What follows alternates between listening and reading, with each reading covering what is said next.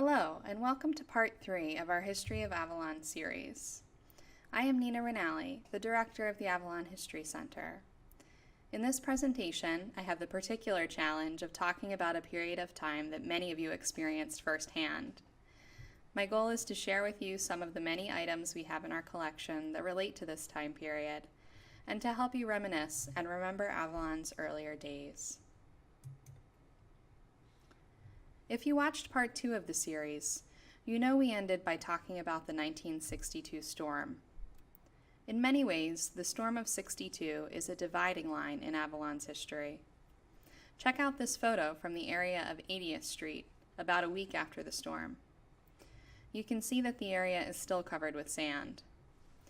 A shift in attitude toward coastline development occurred after the storm, but not in the way you might expect.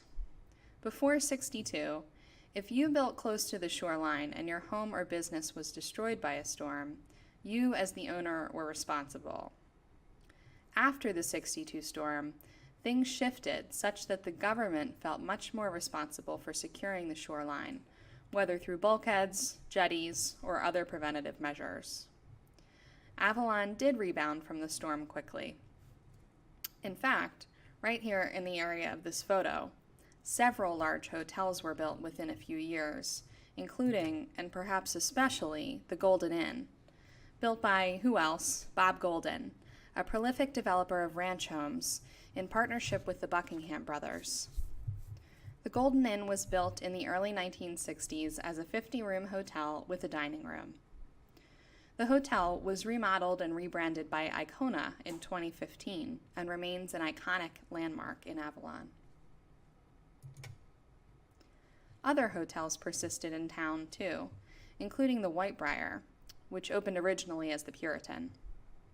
The open beachfront porch was later enclosed with glass, as seen here, becoming Avalon's first oceanfront dining. I enjoy this reservation request from the Briar in 1966, which describes the modern features such as air conditioning, TV, and a telephone in each room. And it shows the nightly summer room rates in the range of $14 to $40, which was for a 2-room suite. Also check out the tasteful decor in the rooms and in the cocktail lounge. Aside from the Briar and the new Golden Inn, the Avalon Hotel still stood in the 1960s. It was coming to the end of its useful life as a hotel, and was about to be given a new life in ways that many of you are familiar with. Beginning in the '60s, it was operated by Phil and Tony Mattalucci with their partner, Bill Judiski. A major renovation had taken place in 1957, which included the addition of hot and cold running water and private baths for an undisclosed number of guest rooms. You can see here an interior shot of the guest rooms and the dining room in the 1950s. I'm guessing they looked about the same in the '60s.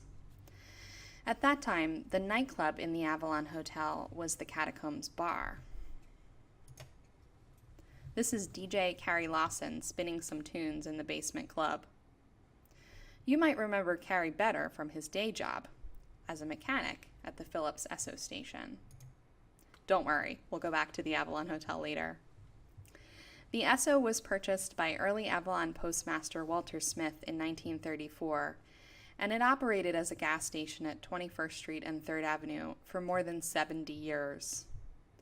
Let's go through some of the other businesses that were important in the 1960s. To start with another gas station, how about Tridico's Golf? A 1967 Avalon Herald article tells the story of Frank Tridico, who moved from Philadelphia to Avalon in 1950. He opened the Gulf Station on Dune Drive about 1962 and did all of the repair work for the borough's fleet. His right-hand man and mechanic was Robert Pfaff. They're both pictured here. How about the Rockin' Chair, a name still familiar to us today? Originally the Sportsman's Tavern, George S. Phillips purchased and remodeled it in the mid-60s. Tom Burke was the head cook and had worked in such prominent locations as the Celebrity Room in Philadelphia and Zaberer's in Wildwood. So many proprietors were near and dear to the hearts of Avalonians during this time. Do you remember Lowell Shamak, who operated the Pioneer Market on 21st Street?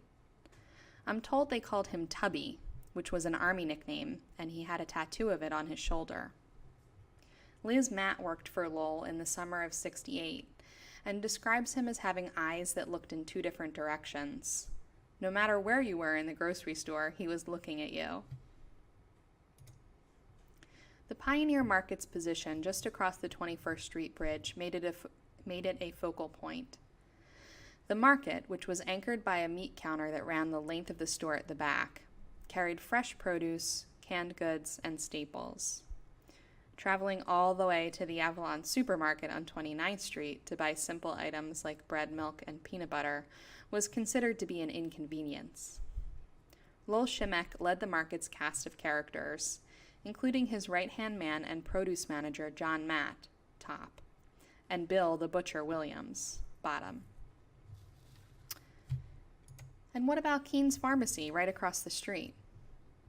George C. Keynes started the store in the late 20s or early 30s, and his sons, George and Dan, a pharmacist, took over the store when he died. In addition to pharmaceuticals, the store sold dry goods, sports apparel, and beachwear. Dan Keene was a city commissioner. George and his wife Doris also ran the Surf Style Shop on 21st Street. George and Dan had musical talent, too. They played as a drum-piano duo at the Coast Guard base in Cape May and at Zaberer's in Wildwood. Remember Jim Leahey and Leahey Signs? Located at 2115 3rd Ave, Jim opened the store in 1963. He introduced the area to the animated Mylar disc signs and made them throughout Avalon, Ocean City, Sea Isle, Stone Harbor, and Wildwood. He made the sign pictured here on the left, which many folks remember seeing on the way into town. Maybe the best known and best loved proprietors of all were the Moores, known to locals just as Charlie and Marion. Charlie operated Charlie's Luncheonette on the north side of the Avalon Pier. There he served simple sandwiches, hot dogs, and milkshakes. Marion ran the Pokerino, which was like an arcade. She's pictured inside the Pokerino on the right, with summer helper Albert Herring. On the left, you can see Charlie and Marion together with the popcorn machine in front of the luncheonette. Many people have shared with me fond memories of circumventing the 10-cent charge by sticking their hand up inside the machine. I've asked several folks who grew up in Avalon during this time what else they did for fun. Here's one parent-mandated fun activity: swimming lessons in the bay. Circa 1966, these were sponsored by the Red Cross, and if you look closely at this photo, you'll find some familiar faces. Just a few pictured include Jackie Ewing, Karen Lloyd, Linda Deering, Lynn Tozer, and Carol Hart. I've also heard some fond recollections from the 1960s of Hunt's Circus visiting town. They would set up in the field at the north end of the island. It seems unthinkable now, but not so long ago, there was more than enough space in town to accommodate tents and elephants and other animals. In 1965, the community hall was built. Yes, for any younger folks or those new to town, it's the same one we use today. And it began to host a variety of kids' activities that continue to this day. I'll let Jennifer Rogers Bailey tell you about them.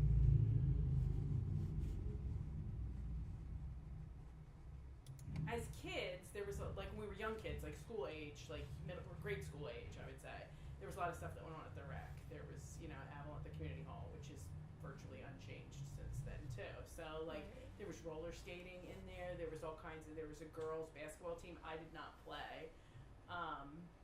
There was free activity, which they still do on Friday. On Friday nights for kids, you go in and there'd be games or whatever. The dedication photo at the top depicts Borough Solicitor James O'Neill, Mayor McLaren, Governor Hughes, and Commissioners Dan Keene and Dominic Chavone. Oh, by the way, residents who opposed the building of Community Hall at the time thought it was too costly and would not be used.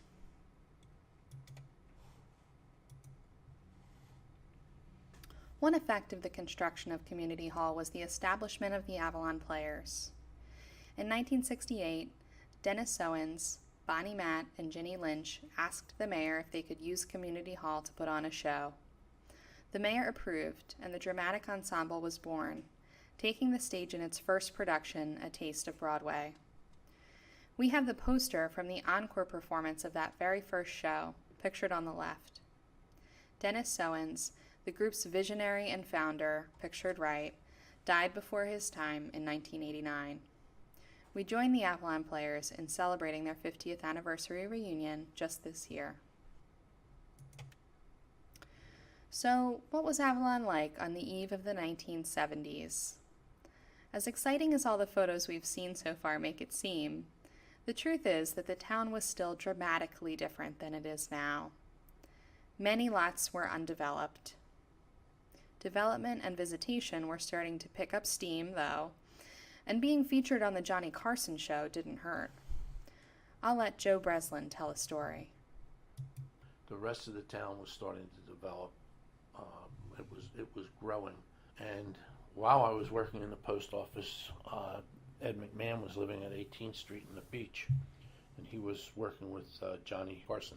And this one night, I'll never forget it, McMahon had come back from a vacation, and Carson was mocking him on Avalon. What do the people do down there? There's nothing down there. I've been there. And Ed said, oh, we keep very busy. And McMahon said, yeah, you probably go to the post office and watch them cancel the stamps for excitement. The next day, the post office was packed with people trying to watch us in the back as we were running the mail that we had collected during the day through the stamp canceling machine. So it was funny. Development picked up.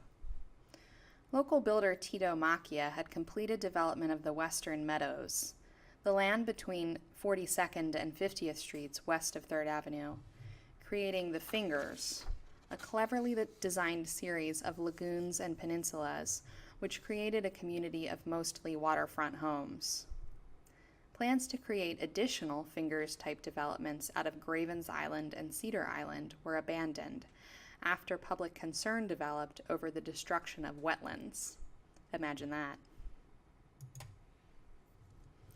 As the building picked up, the businesses and bars picked up, and finally in 1975 we witnessed the creation of the now famous Bongo Room, which was part of an addition from the Avalon Hotel. It was put in as part of a major renovation that involved adding to what had been known as the Crystal Dining Room by extending the building on the 8th Street 1st Avenue side. The Bongo Room was a nightclub with several bars, a stage, and a dance floor. Remember, the drinking age in the mid-70s was 18, so the bar scene in Avalon was hopping. Even if you weren't 18 plus, the Bongo Room hosted teen dances 3 nights a week, taking over the legacy of the dances that previously were held at the Marine Ballroom. I'm sure you all know better than I do what happened inside these walls. If you visited the Bongo Room, you know. The headliner band, which played every Sunday night, was the fabulous Grease Band. Dave Koski provides an apt description in his book, which I'll quote here. Phil Judiski, who managed and operated the Bongo Room, decided to take a chance on the unknown group of musicians who had just recently graduated from high school. The rest is history. Judiski's gamble turned into Avalon's most successful entertainment venture. The Grease Band developed what can only be defined as a cult following at the Bongo Room. It managed to transform what traditionally had been a slow night of the week, Sunday, into a monster at the Avalon Hotel. It headlined almost every summer Sunday night at the Bongo Room from 1976 until 1985. The Grease Band started its first set at 10 p.m., and it wasn't unusual for cars to begin lining up at the toll booth on the Townsend's Inlet Bridge 2 hours in advance. The Bongo Room wasn't the only nightlife destination of the 70s. Jack's Place debuted in 1973. It had previously been the Black Eagle and then Gallagher's. Jack's was going strong as a nightlife destination until just this year. Another fun thing to do in the 70s was to visit the Trampoline Park at 29th and 30th Streets on the west side of the boardwalk. Can you imagine having something like this today? Do you know who these folks are? I'll give a hint. A major change occurred in Avalon in 1972, and these were the young people hired to execute and enforce that change. You're right if you guessed that they are the very first group of beach taggers. I'll let Carol Hart McFeet tell you about what it was like to be on the ground that very first summer. I was stationed on 76th Street all summer, and part of our job was to keep the Stone Harbor people out. Because the first year, Stone Harbor had them in 71, we got them in 72. Beach tags were not reciprocal. So if you saw somebody, you had to turn them around. And it was ugly. And then you had a lot of people that, as I said, were very upset. They were property owners, taxpayers, and were yelling about having to pay for beach tags. And we did not sell beach tags. You had to go back to Borough Hall. Oh. So if people are on 76th Street and you tell them they have to go to 32nd Street, they're not really happy. Right. But I heard the whole, I fought on the beaches of the Pacific so the shores of this country would be free, and no college kid in a group house is going to tell me to leave the beach, and, So what did you do? Stuff. Did you call the police if somebody wouldn't? Eventually, but for the most part, you just kind of talk them into it. The second year, I was a rotator, like for people's days off, and like being on 76th Street was nice because all the people knew you, all the kids on the beach knew. If they got lost, they just said they were on Carroll's Beach, and the lifeguards knew where to bring them back to. Mm-hmm. So that worked great. So then the next year, I was a rotator. A couple times, I ended up on 28th Street Beach, which was not pretty, and the police were called numerous times from that beach for. Wow. Now probably would have been considered assault. Like we wore these ugly pith helmets, and people are like knocking the pith helmets off your head, going, all that kind of stuff. But what year did they become reciprocal? Do you remember? 73. Oh, okay. So that was short-lived. That was short-lived. It had to be short-lived because people were screaming. Yeah, there's no way. Yeah. We have some excellent photos of daily life and community events in the 1970s due to a recent donation from the Cobb family. This next series of photos, developed in October of 71, are from a parade. I'm guessing a baby parade. Check out the Yacht Club's float with Sullivan's in the background.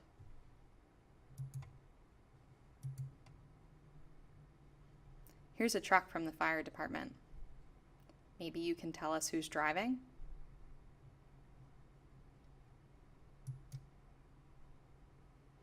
And here's Stone Harbor's float with a Victorian holiday theme.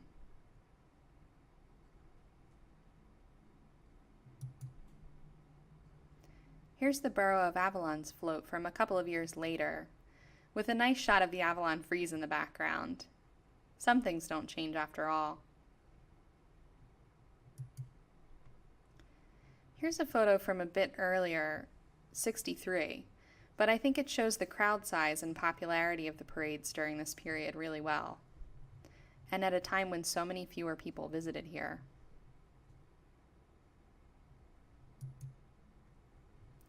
Avalon also celebrated our nation's bicentennial.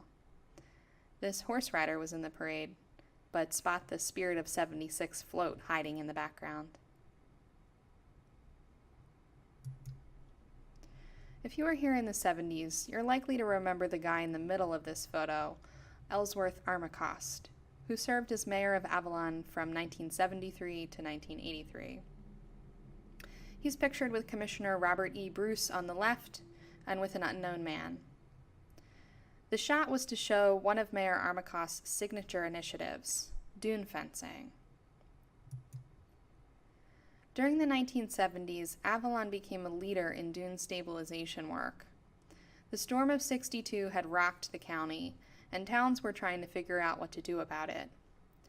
Avalon's projects included installation of 1,600 feet of snow fencing, which caught sand and caused it to build up the dunes.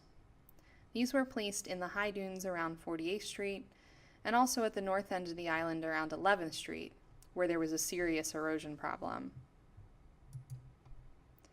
Another aspect of the project was dune grass planting. New grass was planted and existing plants were fertilized. This photo shows school children helping out with dune grass planting in later years, which was organized by Fenton Groff. But when the project launched in the 70s, the planting and snow fence installation was done by municipal workers. Avalon's efforts paid off in protecting and building dunes more effectively than in other towns. But hurricanes and nor'easters weren't the only storms we had to worry about. The 1970s also saw some impressive snowstorms. These photos were stamped September of '73, so we're guessing they were taken the previous winter. A much more significant snowfall occurred in the late winter of 1979. This is the cover of the now Cape May County Herald from the week of February 22nd, '79. Maybe you remember this event. It certainly did quite a bit of damage to the town. 24 inches of snow caused a borough-wide power outage. The school was closed for several days. The emergency responders rescued 20 stranded motorists, and there was even a fatality. This is the borough's letter to FEMA after the 1979 snowstorm. They listed expenses and damages upwards of $200,000, including approximately $140,000 for damage to bay docks and marinas. Avalon switched forms of government in 1979. Before then, it was a 3-member commission form of government, where residents elected the commissioners, and the commissioners chose the mayor from amongst themselves. So the mayor wasn't directly elected. In 1979, Avalon switched to the mayor-council form, where each are elected separately. Armacost decided not to run in the next election. That's how Rachel Sloan, pictured on the left, became the borough's first directly elected mayor in 1983. You might also recognize Dan Keene on the right. Oh, here's a topic that was impossible to place in just one decade. Sullivan's status as a cornerstone business in the borough lasted from the 1950s all the way through to the 1990s.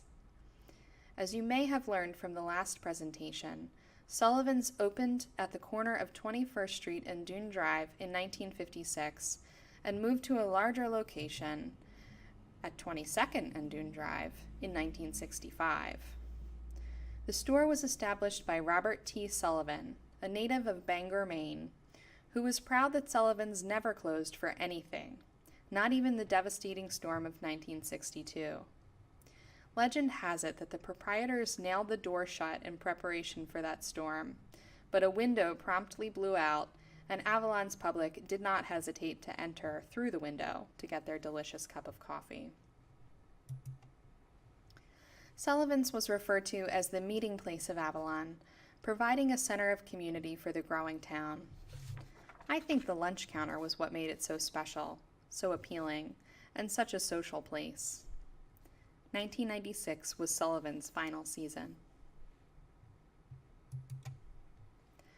Another place to have lunch in the 1980s was Phil's Deli, which was at 33rd and Dune. They sold burgers, hot dogs, and hoagies, or, like some who grew up here told me, you could stop by there on your way to school to buy candy. Phil was Phil Judiski of the Bongo Room. Despite Mayor Armacost's 1970s dune initiatives, hurricanes and storms continued to barrage the island throughout the 1980s, including Hurricane Gloria in September of '85. This image shows a nor'easter from '87.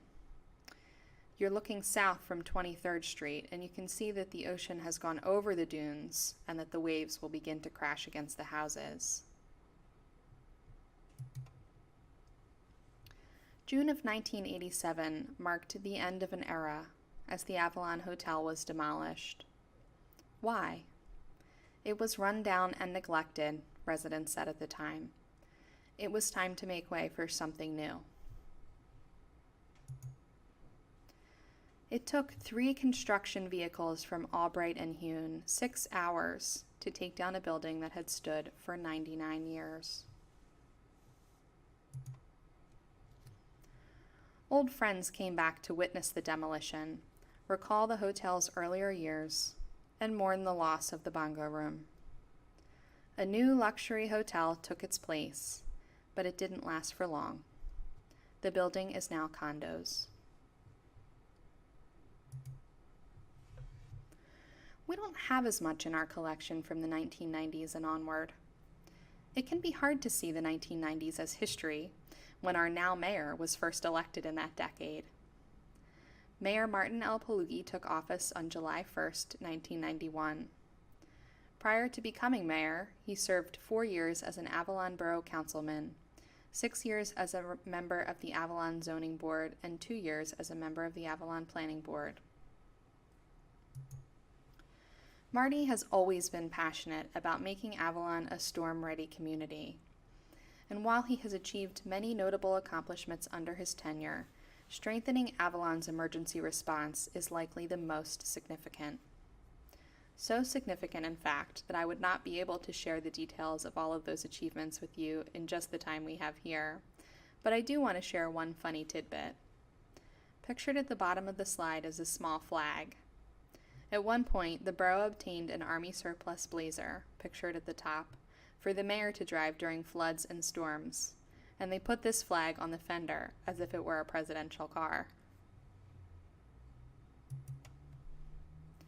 Because we don't have as many artifacts about the 1990s, I asked a few people who lived here then what it was like. Here's Kelly McCorriston describing her childhood in Avalon.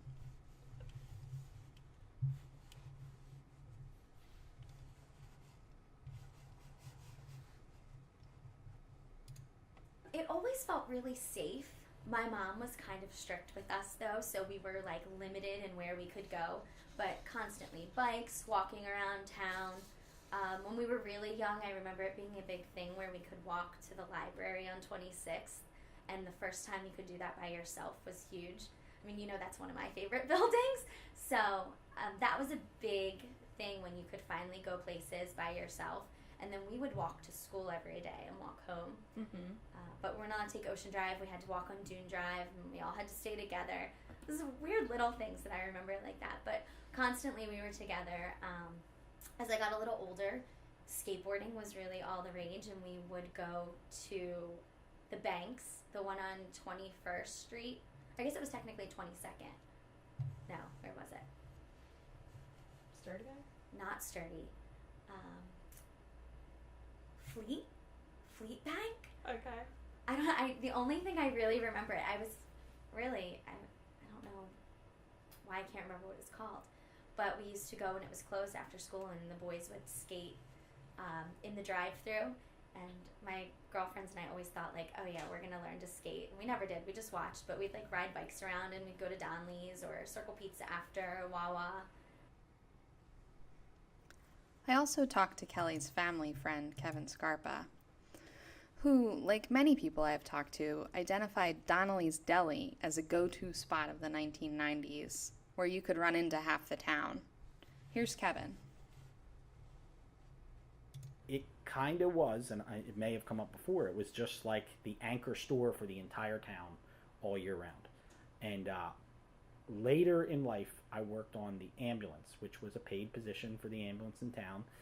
And we would go down for lunch, and we would, I believe the word is loiter, for quite a while. And just people would come into Donnelly's, and that's where you you saw the people you never saw, because I worked, I want to say like Wednesday through Monday, or 8-hour shifts at 2 o'clock. So I would go down there and hang out for dinner and just basically loiter and with the ambulance in the parking lot, and then just run into everybody you knew. And then later on, as the summer population aged and summer help became harder and harder to come by, and it happened to my parents with the Sunoco, and it happened to the Garchinskis with Donnelly's. They had what was called Bring a Friend to Work Memorial Day. So I would go in on Memorial Day and try to help out. And my skill level limited me to making French fries, but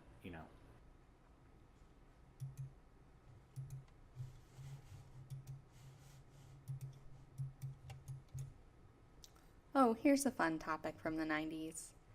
Avalon purchased an old school bus, refitted it, painted it white, and from 96 to 98 conducted mass arrests for underage drinking at house parties. It was known as the Magic Bus, which makes it sound more fun than it probably was. The bus held up to 50 people, and legend has it that youths would jump from second-story windows to escape this fate. Once, 250 people were arrested in a single weekend. The story doesn't end so well for Avalon Borough. The laws the borough passed at the time were very strict. If they found a minor in a home where alcohol was being served, the minor could be arrested, even if there was no evidence of them actually drinking. This led to a class action lawsuit that was settled out of court. Avalon had to pay back all fines and court costs, plus up to $500 for each person that was arrested. In 2001, as New York City and our nation reeled from terrorist attacks, Avalon responded to help. Pictured here on September 13, 2001, EMS Chief Kevin Scarpa and EMTs Samantha Krakovic and Dave Taroni responded with the New Jersey EMS strike team to Manhattan. During a 12-hour shift, they treated and transported 5 people to St. Vincent's Medical Center for injuries sustained during the rescue effort at the World Trade Center, 2 of which were considered life-threatening. Jumping just a bit, it was 11 years later that Avalon dedicated our 9/11 memorial alongside Veterans Plaza. The design of the memorial is neat and unique. The artifact at the center of the memorial stands 9 feet 11 inches tall and leans at an angle of 9 degrees and 11 minutes toward Manhattan.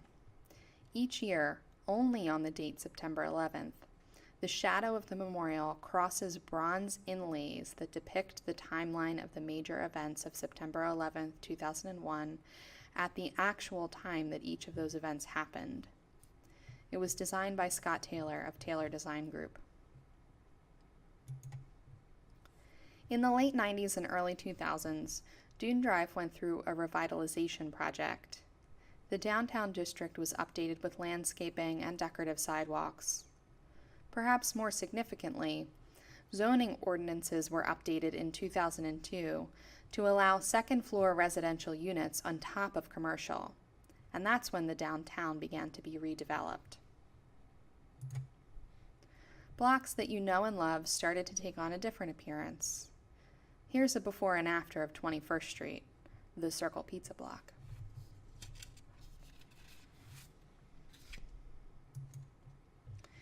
And here's between 25th and 26th Streets on the east side. Notice the true value in the top photo, the before photo, which for many years before that had been everyone's favorite hardware store, Avalon Supply. Here's the old police station. They built the new one in 2007. Here's a long view of Dune Drive before Veterans Plaza was there.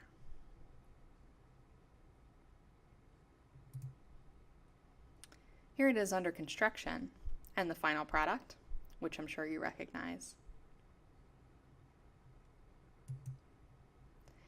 In 2002, Avalon voted in a ballot referendum on the controversial move of withdrawing from the county library system. The referendum was successful. This photo from 2005 shows the construction of the new library, plus a significant addition to the school.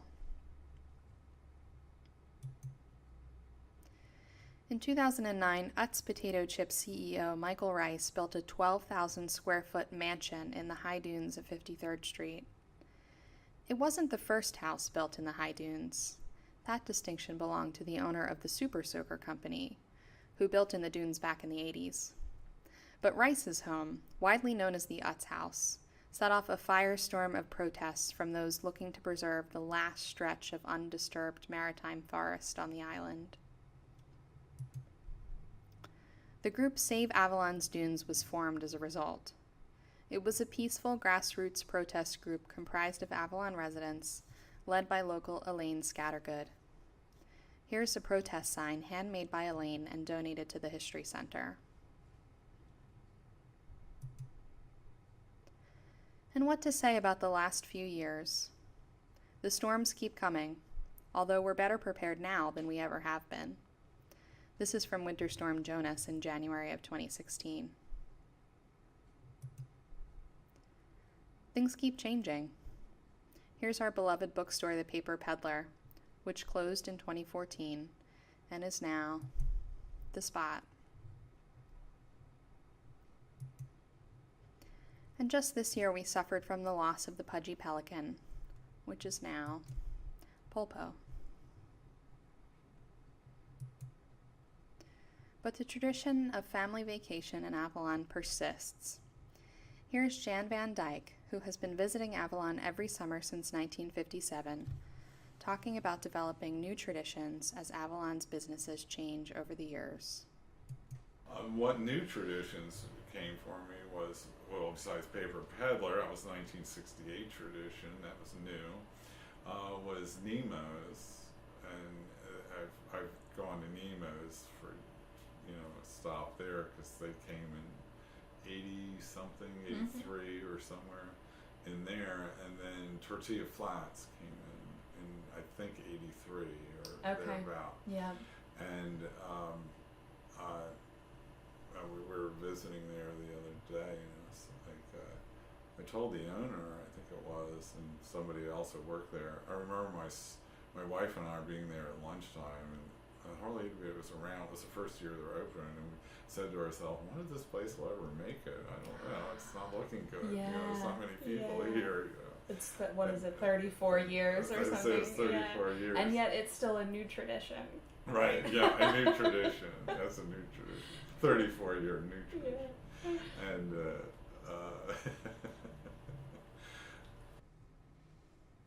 I'll end on that note, but not before thanking a couple of very special groups of people. Thank you so much to everyone who has donated items to our History Center collection, makes things like this possible, and to everyone who was willing to sit down with me and share their memories on tape.